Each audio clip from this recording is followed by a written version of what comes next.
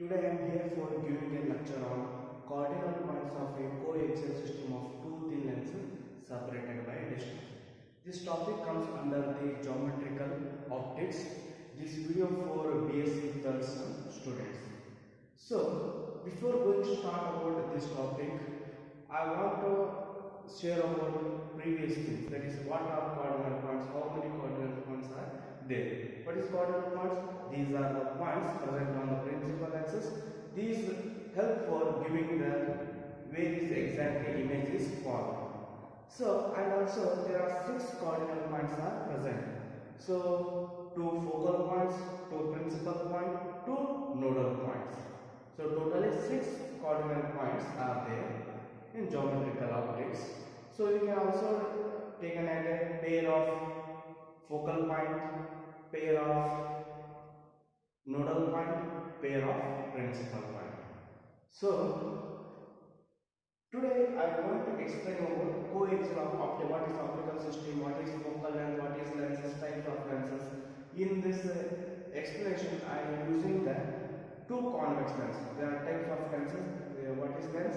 It is a optical medium bounded by two surfaces. If the parallel rays incident on the lens, it will be converges. There is a convex lens. It is middle layer thick and edge is thin. And concave lens, it is middle layer thin and edge is thick. It diverges the what are the parallel rays incident on the surface. So these all things are already known in PVC level. Today I am using this expression with the help of convex lens. Let us draw the first diagram. So I am using here two thin lenses. So automatically it is a first lens. We can take it as a L1. Then nearer there is another lens, that is L2. Okay. You already know horizontal line passes the lens's middle, that is a principal axis. So let us assume the ray is parallel to the principal axis, that ray is PE. P is the incident ray parallel to the principal axis. So after passing from the first lens, it is going to be refracted. If before going to know, it just to negate this second lens. So automatically the rays refracted and meet at the principal axis. We can take it as a F2 dash. If you consider the second lens, automatically it is an incident ray, it is a refracted ray. But in second lens you are using, in that this is the incident ray for the second lens.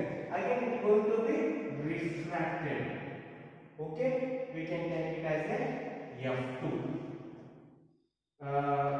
The first lens is going to refract as the first focal length. We can take it as like that, F1. Okay, you can use F2 dash or you can use F1. Whatever we will indicate that focal point. The first focal point. This is the second focal point. So I will assume this parallel ray I taken as extended, or I taken imaginarily extended this part. So this point where it is meeting here, this point I consider as a B. Okay, and also this point at this point E I taken. I am taken here perpendicular line to the second focal point. Okay, so I taken it as M. And the first focal point I taken a perpendicular line. This principal axis I taken the variable J. It is the plane. But you already know about the first focal point and first plane focal point. The plane passing from this first focal point. So that's why first focal plane. It is the second focal plane. So you have to know about where is the principal point, second principal point. So this emergent ray. It is the incident ray. This is an emergent ray. This is the final ray by using the combination of the lenses. So accordingly, I have taken extended back. I extend it backward, and this imaginary line parallel to this extended point line, where that hit, we taken it as a A2. Okay, it is A2. I have taken plane normal or plane perpendicular to this principal axis, and where this point meet at the principal axis, that is a H2. Okay, H2. H2 is the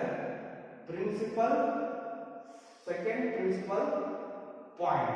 Okay, so in this discussion, I am only explaining about position of the second principal point and second focal point. I will make another video. In that video, we are going to find out the position of first principal point and position of first focal point. Okay, because it will be, if you are making this both first and second, it will be lengthy. That's why I am only in this class I am only explaining about the second principal point and second focal point. Okay, so all of you understood by this diagram, and distance between the two lenses you already know about, that is, we can indicate that small d. Okay, next, when it is incident and it refracted, first deviation, that is delta 1, and again if you are deviated, that is delta 2, and total deviation, that is taken here when the rays taken by emergent ray, is taken backward, where this meet at this point, there are total deviation happen, that is delta. Delta is the total deviation. That deviation is equal to sum of the individual deviation produced by the both lenses. Okay, so in coaxial optical system, what happens then? If the medium either side they are placed, and in between the lens in air, I will explain once again the both lenses. So medium, there are three mediums you already explained. Air, it is also medium, glass medium, and water is also medium. So refractive index both are different in every medium. So in coaxial optical system, there is one condition: if the medium, the lenses are placed in between or either side of the lens in air, in that time the nodal points coincide with the principal point. But in this coaxial optical system, only 4 cardinal points. Remaining 2 cardinal points, they are coincide with the principal point. How many cardinal points in optical coaxial system? Only 4 cardinal points. What are the 4 cardinal points? 2 principal points, 2 focal points. What about nodal points? Nodal points, they are coincide with the principal point. Keep it in your mind. Generally in geometry 6 cardinal points. When you are explaining coaxial optical system, in that condition, the nodal points coincide with the principal point. So I written here 2 principal points, 2 focal points. You are going to mathematical expression for help to where is the exact position of the second principal point and second focal point. Okay, so let us start. Consider the triangle BEA-A2. So B is here. We taken an imaginary line here just for considering. So BE A2. It is a triangle. Okay. The angle is delta A. BE A2. They are making an angle delta. If you are considering trigonometry from sin theta cos theta, tan theta, you are going to consider about the tan. In tan, the expansion, that is opposite divided by adjacent. So opposite side is BE and adjacent side is A2 into E. So automatically, so with cross multiplication, A2 into E is equal to this tan delta and as this BE. So L2H2, let us consider here L2H2. L2H2, this distance we can take and L2 and H2, and A2 into E, both are the same, parallel and same distance. So we can, instead of A2E, we can also use L2H2 is equal to this expression I write here, BE divided by delta is equal to BE. BE I taken it as a AE tan delta 1. How I get this one? By considering the triangle AEB. Where it is AEB, this triangle AEB, that is making an angle delta 1. So automatically opposite side is BE, adjacent side is AE. Okay, why I taken that? We getting that distance B you already know. That's why. So I consider the triangle AEB.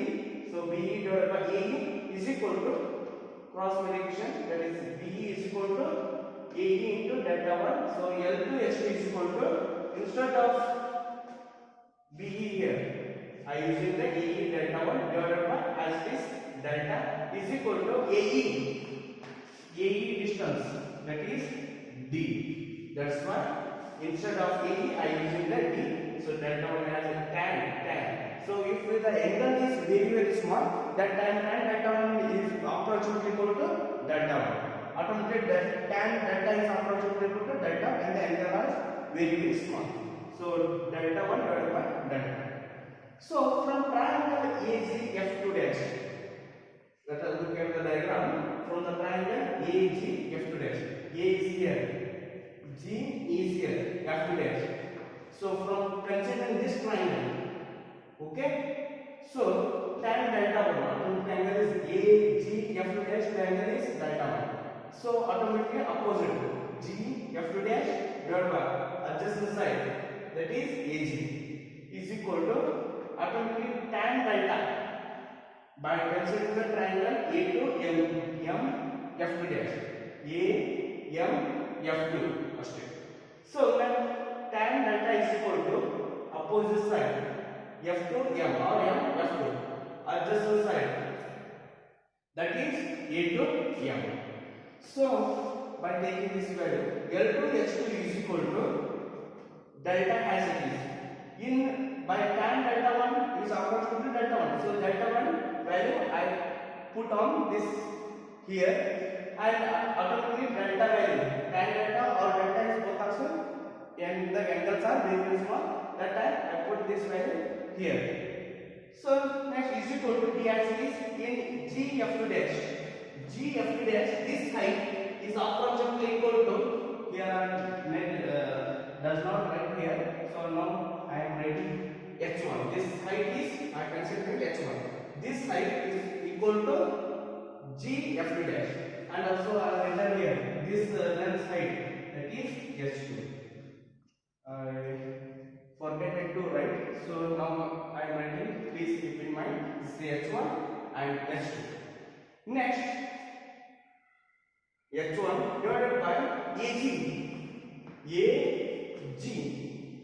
Before what I told, first focal length. How can I get a focal length? It is the distance between the focal point and center of lens or a pole. Here, first lens, it is a focal point. That's why length is F1 I taken here. Automatically same. And F2M, same, F2M. This distance is also same, H1, and divided by, I represent H2, F2 has this in A2M. Look at here, A2M. This distance is equal to H2, F2. This distance, both are same. We can look at the diagram. So, but H2, F2, look at here. H2, F2 is equal to F. That is the equivalent focal length or effective focal length. I have already discussed in previous class. Effective resistance, effective capacitor. What is effective resistance or effective resistor? It is a single resistor, same effect, same resistance given by the combination of, or it is equal to sum of the combination of the resistance in a series. RS is equal to R1 plus R2. Same here also, by using the combination of lenses, what are the focal length, what are the deviation is given by keeping the single lens, it gives the same deviation. Look at here, delta is the deviation produced by the single lens. When you are keeping here, is that deviation is equal to sum of the individual deviation produced by the lenses. Okay, or sum of the focal length is equal to equivalent focal length by the single lens. So here H2F is equal to, we keep taken as a F. Now therefore L2H2 is equal to, here H2F2 are written as F and D as D and F1. This is the helpful to when you are solving the problem. When you are finding out the position of the second principal point from the second lens, this explanation or this formula is helpful for finding the numerical problem. So you can commonly this variable you can indicate in shortly alpha 2. So look at here, in the figure the point HT is left of L2. So there is one sign convention. You already know about the sign convention of geometrical optics. So in left side, object side and image side, there are no difference.